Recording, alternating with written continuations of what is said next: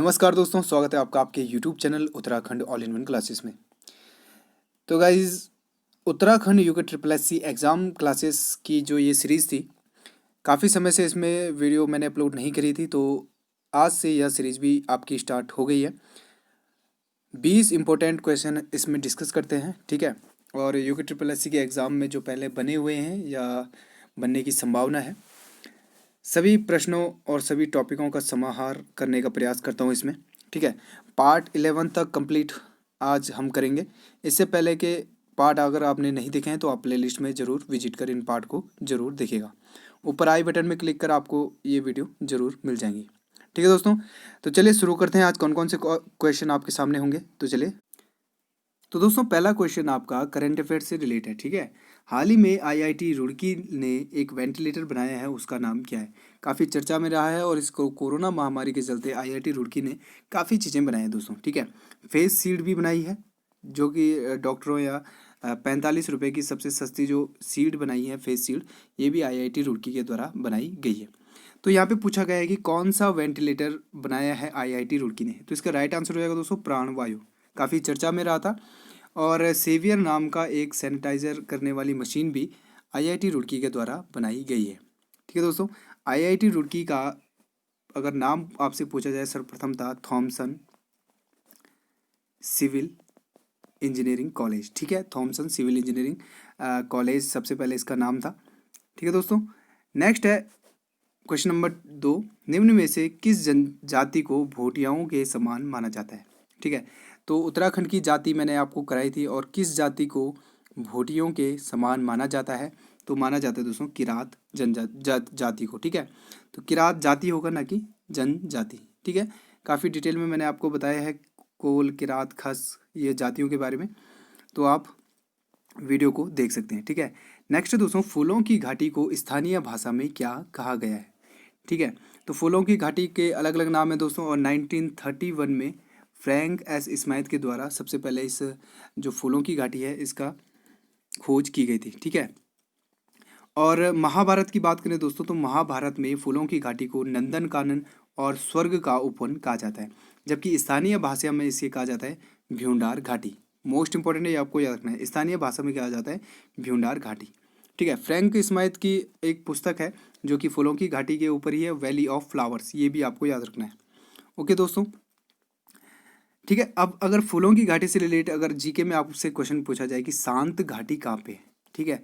फूलों की घाटी तो उत्तराखंड में, लेकिन शांत घाटी आपसे पूछा जाए तो शांत घाटी है दोस्तों केरल में, ठीक है। नेक्स्ट 1857 क्रांति हल्द्वानी में क्रांतिकारियों का दमन किसने किया, ठीक है। तो 1857 की क्रांति का वीडियो भी मैंने आपको दिया था, जिसने देखा होगा तो वो इस क्वेश्चन को आराम से कर देगा, ठीक है। तो 1857 में भी क्रांतिवीर जो थे हमारे 1857 के, वे भी उत्तराखंड में ब्रिटिशों का जो राजगाज था उसको समाप्त करने के लिए हल्द्वानी में ये क्रांतिकारी आ चुके थे, और इसका दमन अंग्रेजों में सर्वप्रथम किया था कप्तान मैक्सवेल व लेफ्टिनेंट चैप ने, लेकिन पूर्णतः वे इनका दमन नहीं कर पाए, ठीक है। तो पूर्णतः दमन किया था दोस्तों ग्रीवेज एंड मिस्टर रीड ने, ठीक है। ग्रीवेज एवं मिस्टर रीड, तो यही इसका राइट आंसर होगा, ठीक है दोस्तों। नेक्स्ट, कुमाऊं परिषद के प्रथम अधिवेशन के अध्यक्ष कौन थे, ठीक है। कुमाऊं परिषद की स्थापना होती है 1916 में, ठीक है, और 1926 में इसका विलय हो जाता है कांग्रेस में, ओके, ये आपको याद रखना है। कुमाऊं परिषद के प्रथम अधिवेशन के अध्यक्ष थे दोस्तों जयदत्त जोशी। स्थापना इसकी 1916 में होती है, लेकिन 1917 में इसका पहला अधिवेशन होता है। कहाँ होता है? अल्मोड़ा में। इसके ऊपर मैं पर्टिकुलर वीडियो बना चुका हूँ, ऊपर आई बटन में क्लिक कर आप इसको देख सकते हो, ठीक है। दूसरे के तारादत्त गैरोला, तीसरे के बद्रीदत्त जोशी, चौथे के हरगोविंद पंत, पांचवें के बद्रीदत्त पांडे, ठीक है।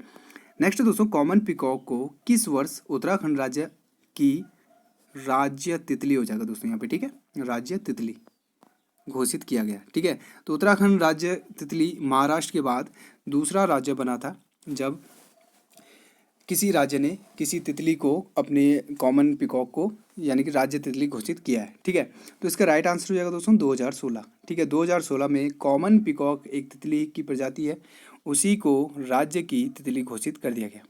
2010 की बात करें तो 2010 में संस्कृत को राज्य की द्वितीय राजभाषा का दर्जा दिया गया, ठीक है, द्वितीय राज्य भाषा, ठीक है।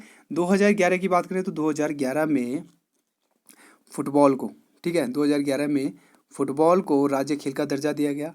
और 2015 में, ठीक है, 2015 में जो हमारा राज्य वाद्य यंत्र है ढोल को स्थान दिया गया। ठीक है, राज्य वाद्य यंत्र ढोल को 2015 में स्थान दिया गया। नेक्स्ट, तिलारी मैदान किस नदी के तट पर है? ठीक है, 30 मई 1930 को जो घटना होती है तिलारी कांड, इसके ऊपर मैं एक वीडियो जल्द ही आपके सामने लाऊंगा। क्या था तिलारी कांड और कौन उत्तराखंड का जनरल डायर था जिसने कि तिलारी में गोलियां चलवा दी थी। ठीक है, और इसको उत्तराखंड का जलियांवाला बाग हत्याकांड भी कहा जाता है। ठीक है, तो ये है दोस्तों यमुना नदी में। ठीक है, टिहरी रियासत के अंतर्गत ये घटना हुई थी।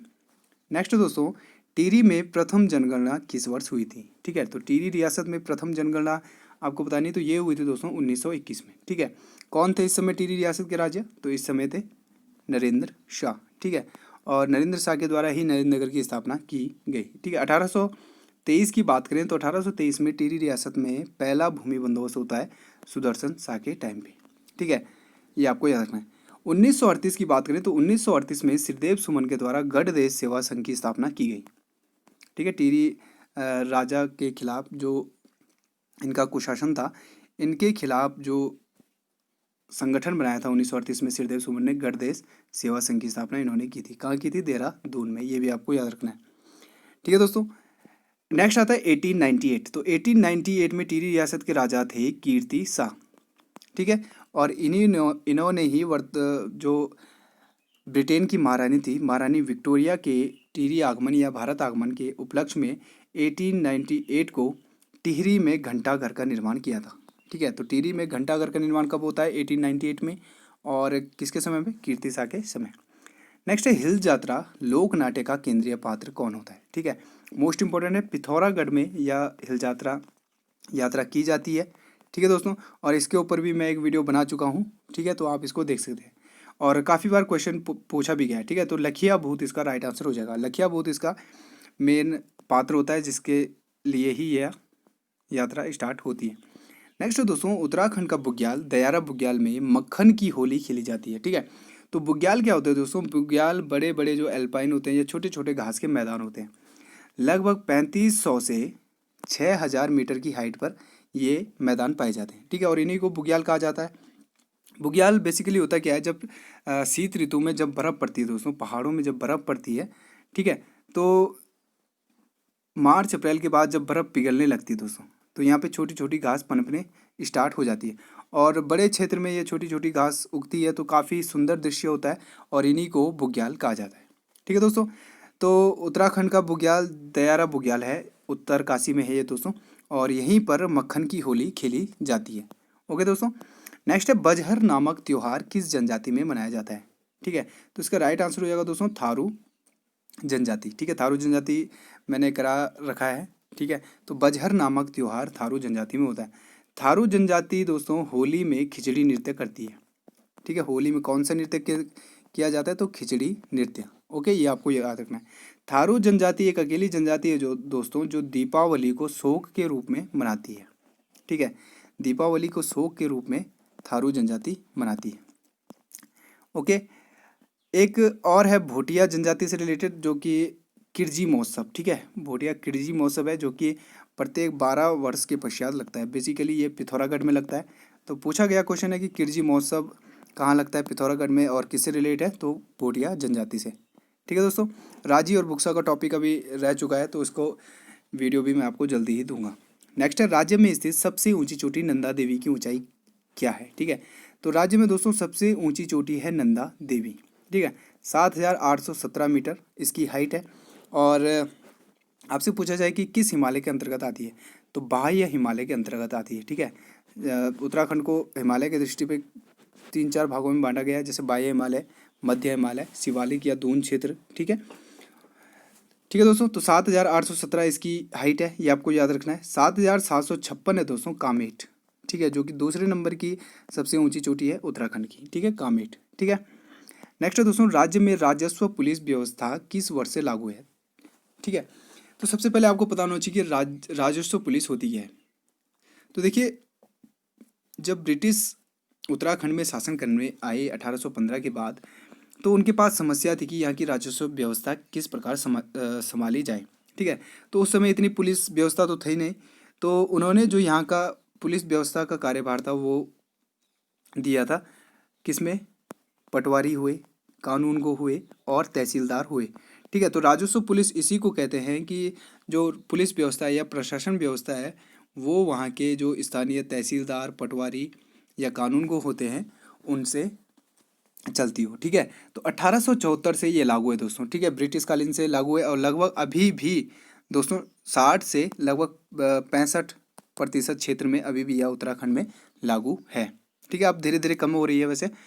नेक्स्ट है मध्य हिमालय की भोटिया जनजाति। ठीक है, तो एक ये पुस्तक है और इसके लेखक आपको बताना है। तो मध्य हिमालय की भोटिया जनजाति दोस्तों शेर सिंह पांगती। ठीक है, और पिथौरागढ़ के निवासी है। और भजन सिंह की बात करें दोस्तों, ठीक है, भजन सिंह है आर्यों का आदि निवास मध्य हिमालय। ठीक है, आपसे पूछा जाए पुस्तक आर्यों का आदि निवास मध्य हिमालय किसकी पुस्तक है, तो ये भजन सिंह से रिलेट करती है, जनजातियों के राइटर है। ठीक है, नेक्स्ट है डॉक्टर शेखर पाठक। तो डॉक्टर शेखर पाठक की है दोस्तों कुली बेगार आंदोलन। ठीक है, कुली बेगार आंदोलन एक प्रथा, ये शेखर पाठक की पुस्तक है। आचार्य धर्मानंद की बात करें दोस्तों तो इन्होंने कालिदास की रचना है मेघदूत, इसका गढ़वाली में अनुवाद किया है। ठीक है, मेघदूत का गढ़वाली में अनुवाद किसने किया? तो आचार्य धर्मानंद जमलोकी द्वारा इसका गढ़वाली में अनुवाद किया गया। नेक्स्ट है दोस्तों राज्य में बोली भाषा संस्थान जो कि 2016 में स्थापित किया गया, कहाँ पर स्थित है? ठीक है, तो राज्य में जो अपनी बोली है कुमाऊनी गढ़वाली जो भी स्थानीय लैंग्वेज है, तो इसको बचाने या संरक्षित करने के लिए बोली भाषा संस्थान का उद्घाटन किया गया 2016 में, और ये है दोस्तों चमोली में। ठीक है, चमोली में कहाँ पे? तो गौचर में। ओके, और इसी से रिलेटेड एक क्वेश्चन है कि उत्तराखंड भाषा संस्थान, ठीक है, बोली भाषा संस्थान अलग है, उत्तराखंड भाषा संस्थान कहाँ है? तो ये हो जाएगा देहरादून में, ये आपको याद रखना है। नेक्स्ट है दोस्तों आज का पहाड़ पत्रिका राज्य के किस जिले से प्रकाशित होती है? ठीक है, तो समाचार पत्र तो उत्तराखंड से काफ़ी प्रकाशित हुए और पत्रिकाएं भी उत्तराखंड से काफ़ी प्रकाशित हुई दोस्तों। ठीक है, तो आज का पहाड़ कहाँ से प्रकाशित हुई दोस्तों? तो आज का पहाड़ हुई पिथौरागढ़ से। ठीक है, ऑप्शन में ये नहीं है। ठीक है, तो आज का पहाड़ हो जाएगा दोस्तों पिथौरागढ़। ओके दोस्तों, इसके अलावा मध्य हिमालय भी पिथौरागढ़ से होती थी। अगर अल्मोड़ा की बात करें तो अल्मोड़ा से एक पत्रिका होती थी दोस्तों पूर्वासी। ठीक है, लैंसडॉन पौड़ी से निकलती थी दोस्तों 1939 में कर्म भूमि। ठीक है, ये आपको याद रखना है। नैनीताल की बात करें तो नैनीताल से दोस्तों पहाड़ उत्तरा। ठीक है, नैनीताल से होती थी पहाड़। ठीक है, और एक उत्तरा। ठीक है, तो पहाड़ हो जाएगी नैनीताल से, लैंसडाउन से कर्म भूमि, और आज का पहाड़ पिथौरागढ़ से। ठीक है दोस्तों, नेक्स्ट चलते हैं नेक्स्ट क्वेश्चन पे। तो 17वां क्वेश्चन है राज्य के लोगों द्वारा पत्रकारिता का शुभारंभ 1868 में उधम सिंह नगर से प्रकाशित पत्र कौन था? तो राज्य के लोगों द्वारा पत्रकारिता का शुभारंभ 1868 में किया गया दोस्तों, और उत्तराखंड से प्रकाशित होने वाला पहला समाचार पत्र था द हिल्स। ठीक है, द हिल्सा जो कि 1842 में प्रकाशित किया गया। लेकिन राज्य के लोगों द्वारा पत्रकारिता का शुभारंभ 1868 में किया गया, और हिंदी और उर्दू का ये मिक्सचर था दोस्तों, और ये हुआ था, ये इसका नाम था दोस्तों समय विनोद। ठीक है दोस्तों, और ज़्यादा नहीं चल पाई ये, लगभग 1878 तक ये बंद हो चुका था। ओके, और अल्मोड़ा अखबार की बात करें तो अल्मोड़ा अखबार प्रकाशित होता है 1871 में।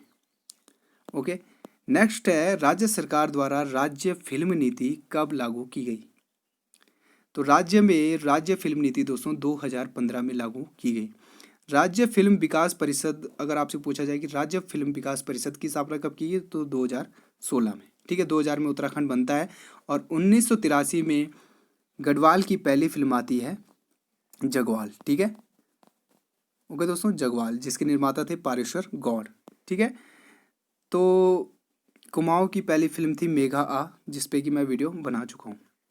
नेक्स्ट है जौनसारी समाज में जन्मोत्सव विवाह आदि में यानी कि शुभ कार्यों में किया जाने वाला प्रमुख नृत्य क्या है? ठीक है, तो खिचड़ी नृत्य हो जाएगा थारू से। झुमेलो भी उत्तराखंड का एक नृत्य है, लेकिन बुडियात नृत्य जो है ये जौनसारियों से रिलेटेड है, और जन्मोत्सव विवाह आदि प्रमुख कार्यों में जौनसारी जनजाति द्वारा किया जाता है, तो बुडियात नृत्य आपको याद रखना है। हारुल नृत्य भी दोस्तों जौनसारी जनजाति से ही रिलेट है, और जब महासू देवता, ठीक है, महासू देवता इनके प्रमुख देवता हैं जो कि शिव के ही एक अंश माने जाते हैं, और इन्हीं के मंदिर में या जो ये उत्सव होता है वहीं पे हारून नृत्य किया जाता है। नेक्स्ट क्वेश्चन दोस्तों मोस्ट इंपॉर्टेंट, चंडी प्रसाद भट्ट जी को रैमन मैग्सेसे पुरस्कार किस वर्ष मिला? ठीक है, तो एक पर्यावरणविद थे चंडी प्रसाद भट्ट, ठीक है, पर्यावरणविद। और चंडी प्रसाद भट्ट को प्रथम रैमन मैग्सेसे पुरस्कार मिला था उत्तराखंड में। इसके बाद 2009 में दीप जोशी को, ठीक है, दीप जोशी को द्वितीय रैमन मैग्सेसे पुरस्कार मिला, ठीक है। और 1982 में दोस्तों इनको रैमन मैग्सेसे पुरस्कार मिला। 1986 की बात करें तो 1986 में इन्हें पद्मश्री पुरस्कार मिलता है, ठीक है, पद्मश्री। और 2005 में इन्हें मिलता है पद्म भूषण, ठीक है दोस्तों। रिलेट करते हुए चलेगा हर क्वेश्चन को। 1982 में रैमन मैग्सेसे, 1986 में पद्मश्री और 2005 में पद्म भूषण।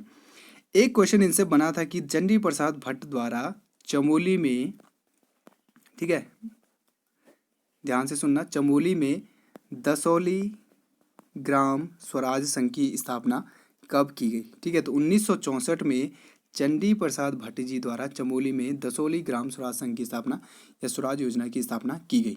ओके दोस्तों, तो दोस्तों ये थे most important 20 question. I hope आपको वीडियो अच्छी लगी हो। जो इंपॉर्टेंट फैक्ट थे वो भी मैंने आपको बताने का प्रयास किया है, ठीक है। डेली इसको रखने का प्रयास करूंगा जिससे कि आप उत्तराखंड के अलग अलग क्वेश्चनों को अलग अलग तरीके से पढ़ सकें, ठीक है। तो चलिए मिलते हैं नेक्स्ट वीडियो में। आपको वीडियो कैसी लगी तो कमेंट बॉक्स में जरूर लिखिएगा दोस्तों। अच्छी लगी तो लाइक करना मत भूलिएगा।